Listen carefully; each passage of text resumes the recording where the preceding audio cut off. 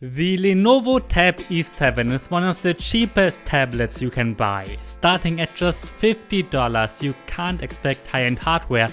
However, it is one of the first tablets to run Android Go. Could it be a useful tablet with that? I'm NJ for mynexttablet.com, and in this Lenovo Tab E7 review, you will find out whether that is true or not.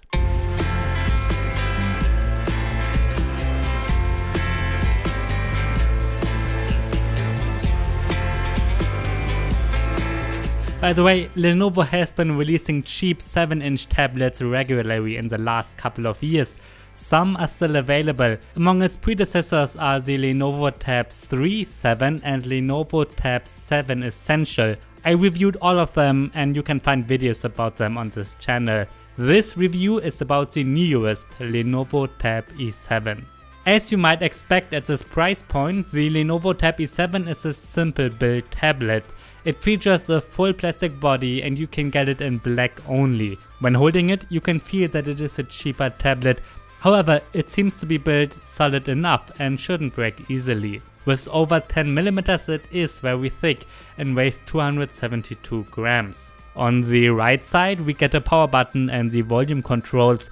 There's a microphone on the bottom, and on the left side we get a micro SD card slot.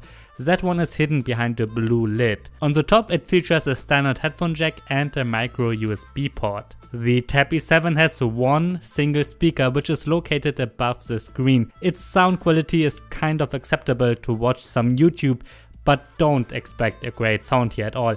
There's no bass at all and the sound can be flat and even a bit scratchy. I've got similar things to say about the cameras. We get a 0.3 megapixel front facing camera and a 2 megapixel main camera. The quality is pretty bad, even in good light. Well, but they do work, so you can make some snapshots or so. In this price range we really can't expect good cameras. Another weak point is the display of the Lenovo Tab E7.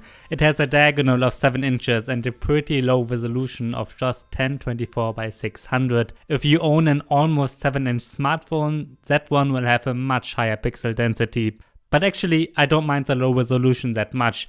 Sure, text could look a bit sharper, but it's still usable. The main downside of the screen is that it is not an IPS panel. In fact, the usable viewing angles are pretty low, especially from the left side. When looking on the screen directly, it looks alright. But even then it kind of looks like there's some blowy filter applied onto the screen. It really should be a bit better. It is bright enough to use inside and the touchscreen works just as it should. Inside the Lenovo Tab E7 sits a MediaTek MT8167 quad-core processor, which is supported by 1GB of RAM. Additionally, we get 8GB to 16GB of internal storage.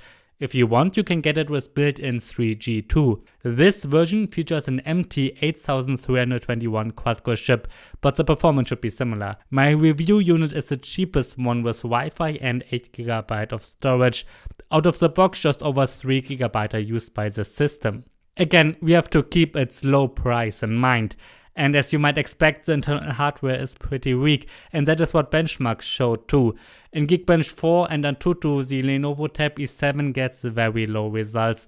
It is important to note that the Amazon Fire HD 8 gets a noticeable better score and costs just $30 more. Well, those are benchmarks. At this price, it is important that standard apps run smooth enough, and actually that is the case here.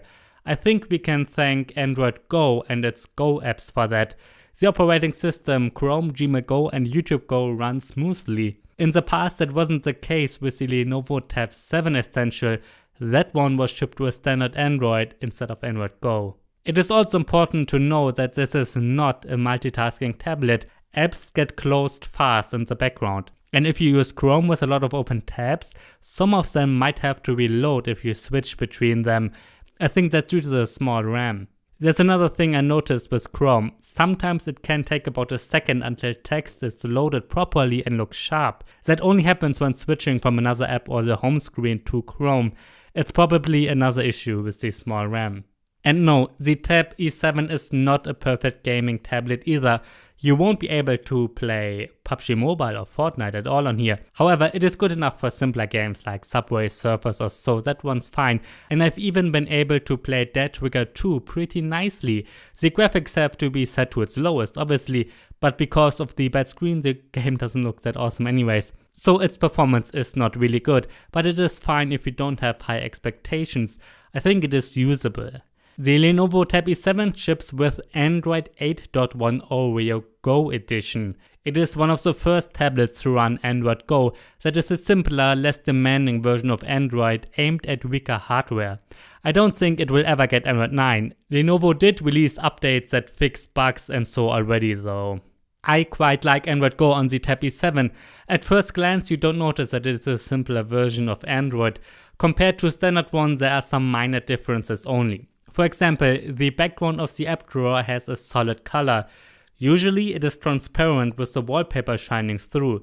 It is also missing a split screen view, so you cannot open two apps side by side. The operating system runs smoothly and I like it quite a bit. I did notice one negative thing about Android Go, or at least the Google keyboard. It seems like at least the keyboard thinks that this is a smartphone. The keyboard is smaller than it should be on 7 inches. You can adjust it a bit in the settings, but it doesn't look great when using it in landscape view. It is even worse with the bigger Lenovo Tab E10. We kind of get vanilla Android here, and that is great. There are a couple of apps pre-installed only.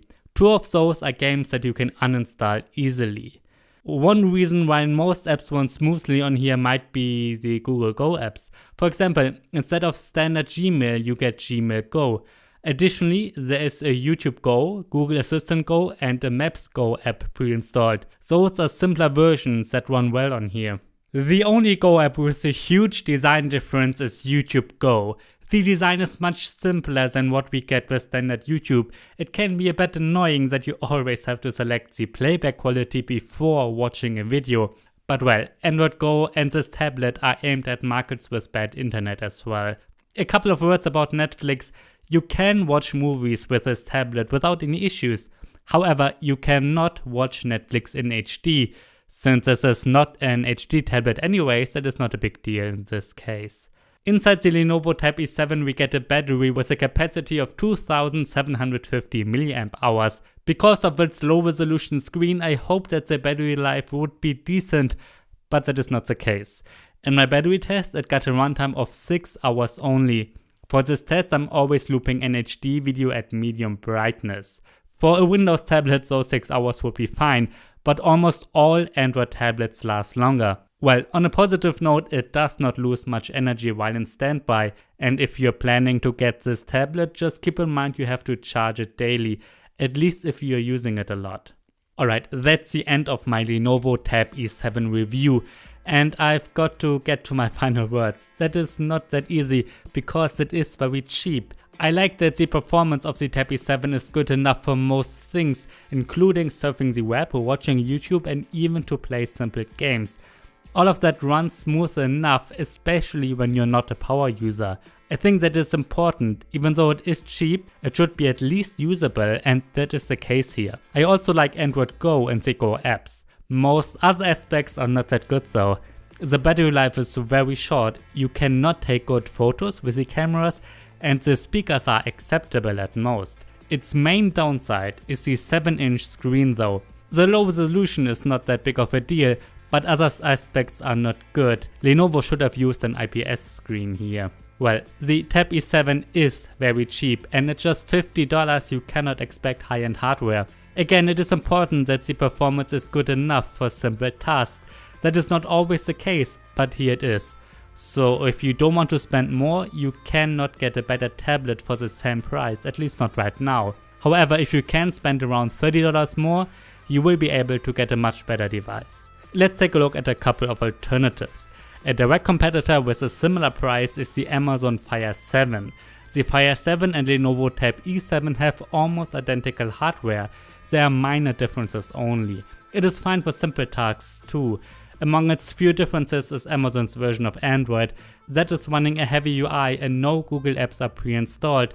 With Lenovo, we almost get vanilla Android. I think the best next tablet, and the one you should probably get as an alternative, is the Amazon Fire HD8. Depending on the market, it costs around $80 only and offers much better performance, a much better screen and a much longer battery life. Its only downside is the software again.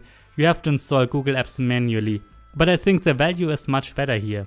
You can notice another jump in performance and quality with the Shui Hi9 Pro.